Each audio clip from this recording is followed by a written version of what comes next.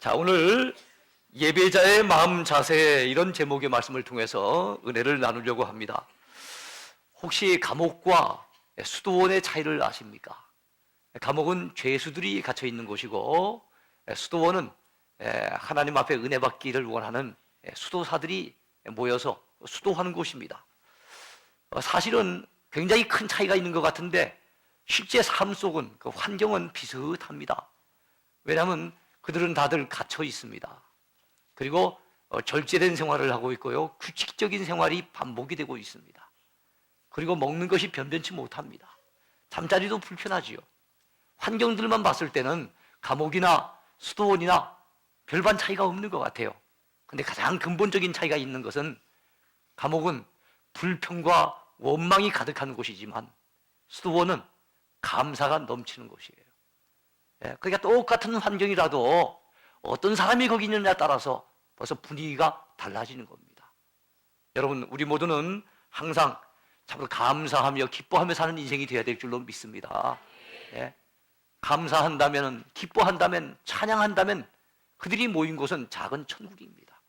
그러나 불평하고 원망하고 다툼이 있다고 한다면 그들은 지옥과 같은 곳에 살고 있는 거지요. 그러니까 어느 곳에 살 것이냐 하는 것은 우리의 마음가짐에 따라서 다르다는 거예요. 오늘 본문인 시편 100편은 비록 5절밖에 안 되는 짧은 시입니다만은 성경에서 많이 알려진 유명한 시입니다. 여러분이 그 제목을 딱 보세요. 뭐라고 붙여져 있습니까? 감사의 시. 시편 150편 가운데 감사의 시라고 하는 제목을 붙이는 시는 이거 유일합니다. 감사하는 내용은 곳곳마다 많아요. 그런데 그 타이틀 자체가 감사의 시라고 붙여져 있다는 것입니다. 시인은 본시에서 하나님 앞에 즐겁게 찬양하며 감사하고 기뻐하는 마음으로 예배하자고 그렇게 호소하고 있습니다. 그렇습니다. 하나님께 예배드리러 나가는 예배자가 어떤 마음의 자세를 가지고 나가야 되는가 하는 것에 대한 어떻게 보면 가이드라인을 제시해 준 것 같은 그런 시가 바로 이 시편 100편입니다. 그렇습니다. 우리 모두는 구원받은 주의 백성들, 하나님 앞에 부름받은 주의 사람들입니다. 기뻐하며 감사하며 즐겁게 찬양하며 하나님 앞에 나가야 될 줄로 믿습니다. 누차 강조하지만은 예배의 성공자가 신앙의 성공자가 되고 신앙의 성공자가 인생의 성공자가 됩니다. 그렇다면 어떻게 하면은 예배의 성공자가 될 수 있을까요? 어떻게 하면은 참으로 하나님께서 기쁘시게 받을 만한 예배를 올려드리고 우리 자신도 그 예배를 통해서 은혜를 깊이 경험할 수가 있을까요? 여러분, 시편 100편에서 시인이 우리에게 제시해주는 그 메시지를 통해서 큰 교훈을 얻었으면 좋겠습니다. 먼저 생각해 볼 제목은요, 어떤 마음으로 하나님 앞에 나가야 할까 하는 것입니다. 우리가 지금도 하나님 앞에 예배드리기 위해서 나왔습니다. 여러분이 어떤 마음으로 오늘 나오셨습니까? 시편 기자, 오늘 시편 100편을 기록한 사람은 이름은 밝혀져 있지 아니해요. 이 무명의 시인은 우리에게 이런 마음을 가지고 하나님 앞에 나와야 된다라고 분명히 제시하는 메시지가 있어요. 먼저 기쁜 마음으로 찬송을 부르면서 하나님 앞에 나아가자는 겁니다. 시인은 1절에서 이렇게 노래합니다. 온 땅이여 여호와께 즐거운 찬송을 부를지어다. 자, 2절에서 이렇게 요청합니다. 기쁨으로 여호와를 섬기며 노래하면서 그의 앞에 나아갈지어다. 핵심적인 것만 간추린다면 어떤 마음으로 나와야 된다는 겁니까? 기뻐하는 마음으로 나와야 된다는 거예요. 즐거워하는 마음으로 나와야 된다는 겁니다. 마음이 즐거움과 기쁨이 가득하다면 입술에서는 막 찬양이 흘러나오는 가운데 주님 앞에 나오라는 거예요. 이렇게 나오는 예배자를 하나님이 기뻐 받으신다는 겁니다. 여기서 온 땅이요 했습니다만 이 땅이 어떻게 찬양을 하겠어요? 땅을 향해서 찬양을 요청하는 것은 아닌 것 같고요. 온 땅에 살고 있는 하나님의 백성들, 그들을 향해서 요청하는 거예요. 그들이 이스라엘 땅에 살든지 한국 땅에 살든지 미국에 살든지 영국에 살든지 중국에 살든지 일본에 살든지 어디에 있든지 간에 온 땅에 있는 주의 백성들이 하나님을 향해서 나와서 예배드릴 때 기뻐하면서 즐겁게 찬송을 부르면서 그렇게 나아가라고 언급을 하고 있는 겁니다. 그렇습니다. 사랑하는 성도 여러분이요, 우리는 주님 앞에 나올 때 기쁜 마음을 가지고 나와야 될 줄로 믿습니다. 즐겁게 찬송 부르며 나와야 될 줄로 믿습니다. 우리 모두 오늘 본문에서 시인이 언급했던 것처럼 온 땅이요 즐겁게 하나님 앞에 노래 부르자는 거예요. 기뻐하면서 즐거워하면서 하나님 앞에 나아가자는 거예요. 우리 기뻐하며 즐거워하며 찬송하는 가운데 주님 앞에 나와야 될 줄로 믿습니다. 네. 또한 여러분, 감사한 마음으로 송축하며 성전문에 들어가라고 그렇게 시인은 우리에게 권면하고 있습니다. 그래요. 이거는 뭐 조금 전에 말씀하고 어떻게 보면 연결이 되는 겁니다. 그래서 항상 기뻐하라, 쉬지 말고 기도하라, 범사에 감사하라. 이는 그리스도 예수 안에서 너희를 향하신 하나님의 뜻이니라 라는 말씀 속에도 보면 기뻐하라, 기도하라, 감사하라 이런 말씀이 나오는 거 보면요, 기쁨과 이 감사는 서로 연결이 될 것 같아요. 감사가 없으면 기뻐하지 못합니다. 기쁘지 않은데 또 감사하기가 어렵겠지요. 하나님의 은혜에 감사할 줄 아는 인생이 기쁨의 인생이 되는 것입니다. 즐겁게 찬송 부르는 성도가 되는 것이지요. 그래서 오늘 시인은 4절에서 이렇게 노래합니다. 감사함으로 그의 문에 들어가며 찬송함으로 그의 궁정에 들어가서 그에게 감사하며 그의 이름을 송축할지어다 그랬습니다. 그의 궁정은 하나님의 성전을 얘기합니다. 그의 문은 그 성전 문을 얘기하는 거예요. 여러분, 오늘 이 하나님의 교회 문으로 들어오실 때 어떤 마음으로 들어오셨습니까? 오늘도 하나님 건강한 모습으로 하나님 앞에 예배드리러 나올 수 있도록 인도해 주신 것 감사합니다. 지난 한 주간 동안도 여러 가지 세상의 환난과 위험으로부터 건져주시고 돌보아주신 것 감사합니다. 오늘도 하나님 앞에 예배드릴 수 있는 특권을 주시니 이것이 너무너무 큰 은혜입니다. 감사합니다. 여러분, 이런 마음으로 우리가 주님 전에 문을 열고 들어와야 되지 않겠습니까? 시는 그렇게 지금 우리에게 권면을 하고 있는 겁니다. 그렇습니다. 우리는 감사하는 예배자가 되어야 됩니다. 하나님 앞에 받은 사랑 많습니다. 받은 은혜가 큽니다. 받은 축복이 헤아릴 수 없이 많아요. 우리가 그걸 간과해버려서 그렇지요. 잊어버리고 망각해버려서 그렇지요. 그래서 이 세상에서 가장 여러분 가르치기가 어려운 수학 문제가 뭔가 하면 자기가 받은 축복을 헤아려 보는 거. 이게 가르치기가 가장 어려운 수학 문제랍니다. 참 우리의 그 제약된 그런 본성 때문에 받은 은혜가 많음에도 불구하고 감사를 헤아려 볼 줄 모르는 거예요. 그러다 보니까 그 감사를 잊어버릴 때가 많고 그 감사를 망각해버리다 보니까 여러분 우리도 기쁨도 행복도 빼앗겨버릴 때가 참 많은 것 같아요. 사랑하는 성도 여러분이요, 주께서 베푸신 은혜에 감사하면서 하나님 전에 나아오십시다. 행복과 불행이 갈라지는 분기점, 그게 뭐겠습니까? 우리 인생 살다 보면은요, 이렇게 길이 갈라지는 갈래길, 분기점을 만날 때가 있어요. 그때 우리의 마음 자세가 불평으로 원망 쪽으로 기울게 되어지면은 우리는 결과적으로 불행 동네에 들어가서 살게 될 겁니다. 근데 그 분기점에서 우리의 마음의 자세가 여러분 감사하는 쪽으로 기울게 되어진다면 우리는 행복 동네에 들어가서 살 수가 있는 거예요. 여러분 환경, 아까도 제가 수도원과 감옥은 환경에 있어서는 큰 차이가 없다 그랬지 않습니까? 그들의 마음 자세에 따라서 얼마나 그들이 달라진지 몰라요. 사랑하는 성도 여러분, 우리가 감사하며 살면은 하나님께는 영광이 됩니다. 우리 자신에게는 행복이 됩니다. 근데 그 감사하는 것은 우리 마음의 자세에 따라서 달라질 수 있으니 우리가 불평하려고 하는, 원망하려고 하는 그런 부정적인 마음 자세를 이제는 벗어던지고 감사하는 마음으로, 긍정적인 마음의 자세로 여러분 그렇게 살아야 될 줄로 믿습니다. 인생은 해석이 중요합니다. 똑같은 사건도 믿음으로 해석하면 감사의 제목이 됩니다. 믿음 없이 부정적으로 해석하면요, 그게 불평거리가 되는 거예요.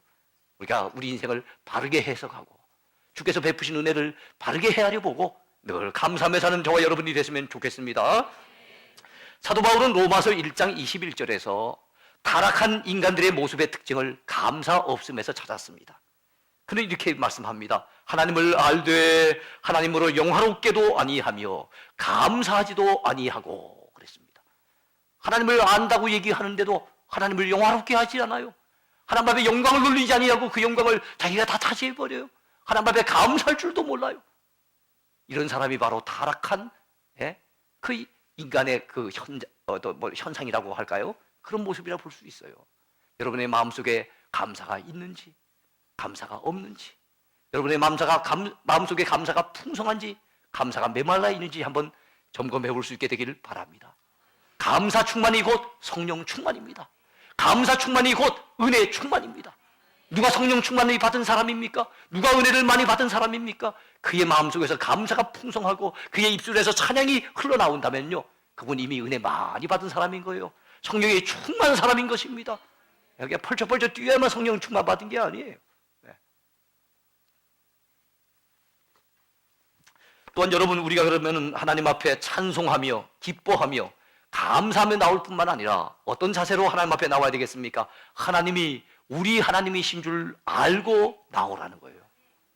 그래야만 예배다운 예배를 드릴 수 있는 거예요. 하나님이 어떤 분인지 알아야 되는 겁니다. 하나님은 살아계신 하나님이십니다. 다른 이의 하나님이 아닙니다. 우리의 하나님이십니다. 우리 아버지, 우리 할아버지 하나님, 우리 어머니, 우리 할머니 하나님으로 그치는 하나님이 아닙니다. 오늘 저와 여러분들의 하나님이십니다. 우리에게 은혜 베푸신 하나님, 우리를 구원해 주신 하나님, 우리를 사랑하시는 하나님, 오늘도 우리를 돌보고 계시는 하나님, 오늘도 우리의 예배를 받으시기에 합당하신 그 하나님, 그 하나님을 알고서 나올 때 그 예배는 달라집니다. 예? 그 예배 태도가 달라지고 마음의 자세가 달라지면요, 예배 분위기가 달라지고, 여러분, 우리는 그 예배를 통해서 은혜를 경험하게 될 줄로 믿습니다. 그래서 오늘 3절 상반절에 시인은 이렇게 노래합니다. 여호와가 우리 하나님이신 줄 너희는 알지어다 그랬어요. 호세아 선지자는요, 호세아서 6장 3절에서 뭐라 그럽니까? 그러므로 우리가 여호와를 알자, 힘써 여호와를 알자, 그렇게 외쳤어요. 그러면서 6장 6절에서는 호세아의 입술을 통해서 하나님이 이렇게 말씀하십니다. 나는 너희가 번제를 드리는 것보다 나를 아는 것을 원하노라. 번제 드림보다 하나님 아는 것을 하나님이 원하신대요. 달리 말한다면 번제는 제사 중에 하나니까 오늘날로 신다면 예배입니다. 예배를 아무리 드려도 하나님을 알지 못하고, 제대로 알지 못하고 예배 드린다면 그 예배는 무의미하다는 겁니다. 예배 드리는 것도 귀한 일이지만은 더 중요한 것은 하나님을 제대로 알고 예배를 드리자는 거예요. 그래요, 아벨은 하나님의 은혜를 제대로 알고 예배를 드렸습니다. 그랬더니 하나님께서 그 제사를 기쁘게 받으셨지요.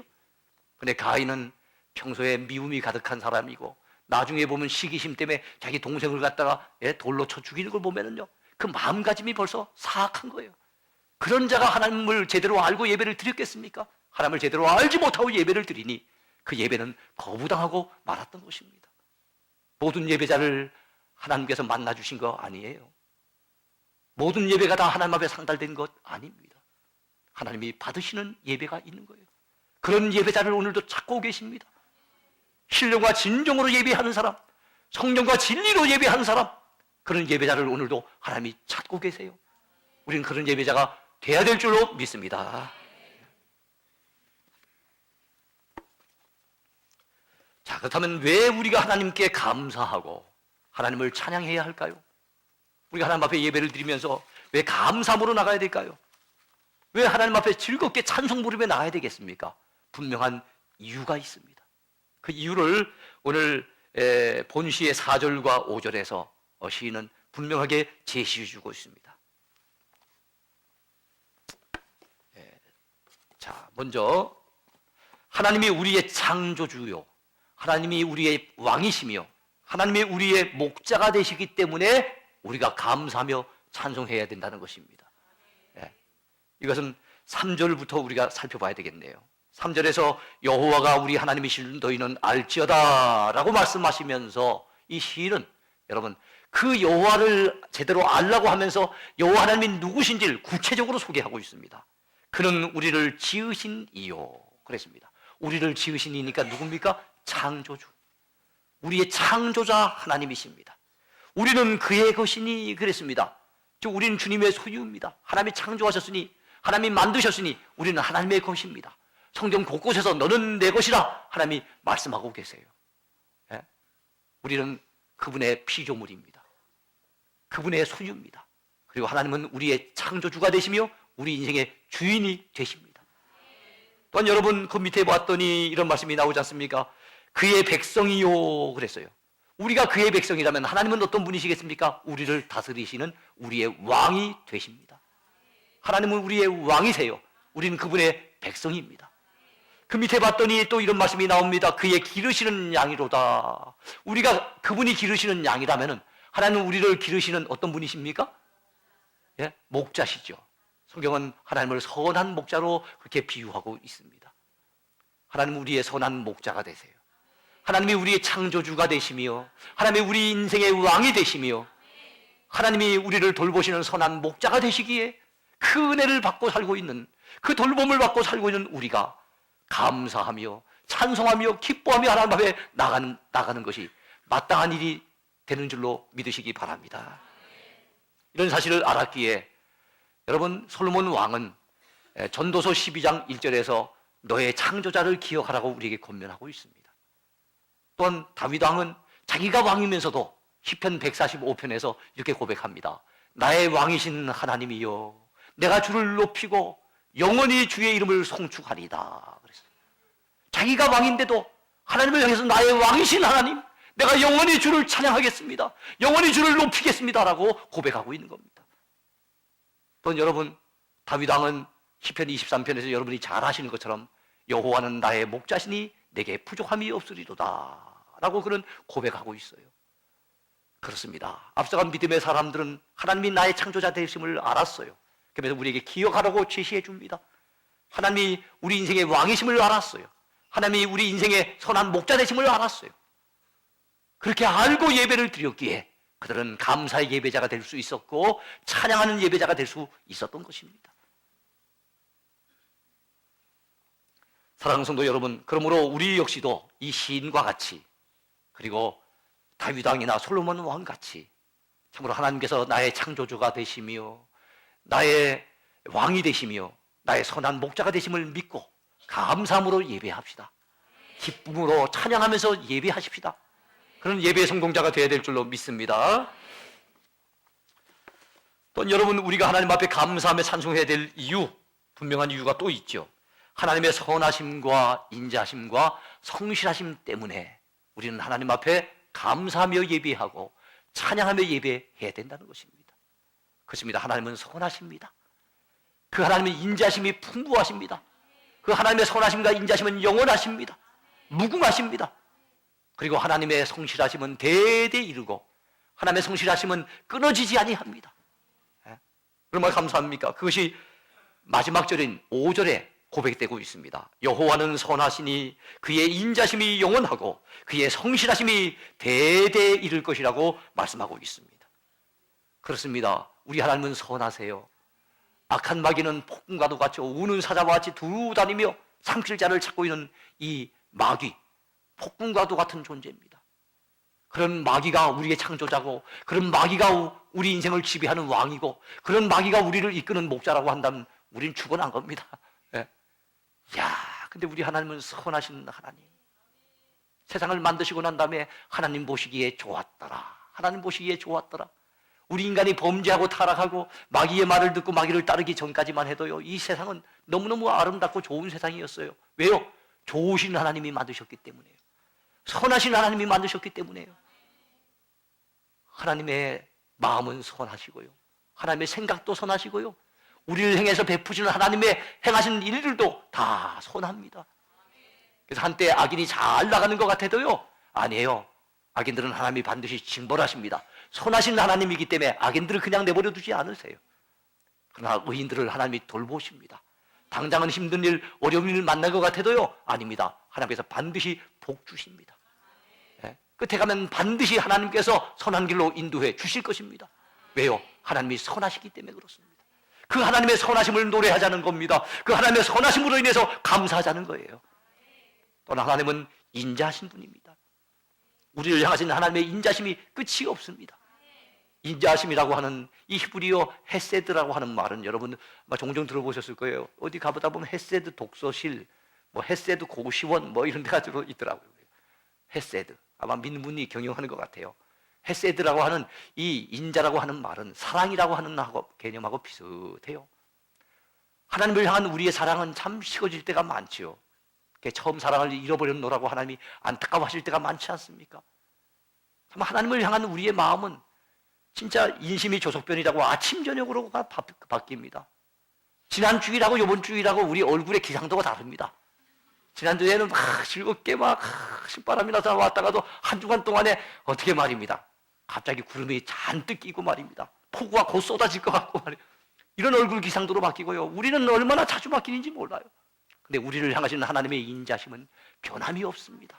한결같음 씁니다. 하나님은 신실하신 분이십니다. 우리가 좀 부족하다고, 우리가 좀 못났다고, 우리가 좀 실수했다고 우리를 내버리고 포기하고 그런 하나님이 아니세요. 얼마나 감사한지 모릅니다. 우리 행한 대로 갚으신다면 감히 하나님 앞에 설 자가 누가 있습니까? 허물이 많은 우리들입니다. 실수가 많은 우리들입니다. 하나님 앞에 서기에 부끄러운 죄인들일 뿐입니다. 사도 바울은 죄인 중에 괴수라고 고백하고 있습니다. 그렇지만은 그럼에도 불구하고 우리가 구원의 감격을 노래할 수 있는 이유, 그럼에도 불구하고 우리가 천국을 소망할 수 있는 이유, 그럼에도 불구하고 하나님의 도우심의 손길을 기대할 수 있는 이유, 그것은 우리를 향하신 하나님의 인자심이 끝이 없기 때문에 그렇습니다. 영원하기 때문에 그렇습니다. 얼마나 감사한지 몰라요. 하나님께서 예수 그리스도를 이 땅에 보내주셔서 우리 죄를 대신해서 십자가 달려 피 흘려 죽으시기까지 십자가에 그 독생자를 내어놓으셨던 이유, 그것은 우리를 향하신 하나님의 인자심 때문입니다. 우리를 향한 그 큰 사랑이, 여러분, 그 큰 사랑이 주님을 십자가에 내어놓게 하신 거예요. 그러므로 여러분, 하나님의 이 사랑을 힘입고 사는 우리들, 이 인자심 속에 살고 있는 우리들이 어찌 감사하지 않을 수 있겠습니까? 어찌 기쁘게 노래하지 않을 수 있겠습니까? 감사하며 찬송하는 저와 여러분이 마땅히 되어야 될 줄로 믿습니다. 시편 118편 1절에서 시인은 여호와께 감사하라, 그는 선하시며 그 인자심이 영원함이로다, 그렇게 말씀하고 있고요. 다윗은 시편 63편 3절에서 주의 인자심이 생명보다 나음으로 내 입술이 주를 찬양할 것이라 그랬어요. 다윗은 그 입술로 주님을 찬양하는 이유가 뭡니까? 나를 향하신 주님의 인자심이 생명보다 낫다는 거예요. 생명보다 귀하다는 거예요. 여러분, 생명이 얼마나 귀한 겁니까? 근데 우리를 향하신 하나님의 인자심은 생명보다도 더 귀하다는 거예요. 그래서 내 입술이 주님을 찬양하겠노라고 고백하고 있는 겁니다. 감사해야 될 이유, 찬양해야 될 이유가 분명하지 않습니까? 시편에는요, 하나님의 인자심을 노래하는 대목이 너무너무 많아요. 그래서 시간 관계상 다 소개를 못합니다. 또한 하나님은 우리를 향하신 성실하심이 끝이 없어서 졸지도 아니하시고 주무시지도 아니하시면서 그 성실하심으로 우리를 날마다 돌보고 계십니다. 환난을 면케해 주십니다. 여러 가지 환난과 시험으로부터 우리를 건져주십니다. 얼마나 감사한지 모릅니다. 그러므로 사랑하는 성도들이여, 하나님의 선하심과 인자하심과 우리를 향하신 그 성실하심을 믿고 신뢰하십시다. 그 사실을 우리가 믿는다면 무엇을 염려하겠습니까? 무엇 때문에 불평하며 원망하겠습니까? 우리를 향하신 선하심, 우리를 향하신 하나님의 그 인자하심, 하나님의 그 변함없으신 그 성실하심으로 인하여서 우리는 이제부터 기뻐하며 삽시다. 감사하며 삽시다. 그리고 주님 전에 나올 때도, 저 문을 들어올 때도 말입니다, 기뻐하며 즐겁게 찬송을 부르면서 이렇게 주님 앞에 나와야 될 줄로 믿습니다. 그런 예배자를 오늘 하나님이 찾고 계세요. 그런 예배자를 하나님이 만나 주십니다.